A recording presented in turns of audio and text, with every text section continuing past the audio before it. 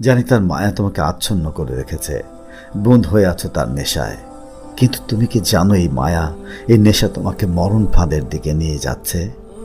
না, তুমি তো অনুভব করতে পারছো না হে ভাই, হে বোন, কারণ তুমি অন্ধ হয়ে গেছো, তুমি মাতাল হয়ে গেছো। তুমি তো জানোই যে এই হারাম প্রেম ভালোবাসার শেষ পরিণতি কি হয়। তোমার সব কিছুই জানা, কিন্তু তুমি ফিরে আসতে পারছো না সে মহান রবের দিকে, যিনি একমাত্র সর্বোচ্চ ভালোবাসা পাওয়ার যোগ্য। এখনই ঘুরে দাঁড়াও। তুমি যদি সর্বোচ্চ সুখ পেতে চাও, তাহলে ভালোবাসা আল্লাহ সুবহানাহু ওয়া তাআলাকে, ভালোবাসা পৃথিবীর বুকে সর্বশ্রেষ্ঠ মানব মুহাম্মদ সাল্লাল্লাহু আলাইহি সাল্লামকে দেখবে। তখন এই ভালোবাসার প্রতিদান তুমি যা চাইবে তার থেকেও অনেক বেশি পাবে। কিন্তু তোমার হারাম ভালোবাসায় দিন শেষে শুধু হতাশা আর ডিপ্রেশনই পাবে। আল্লাহ তো তোমার জন্য কত সুন্দর বিয়ের ব্যবস্থা রেখেছেন, একটি নয়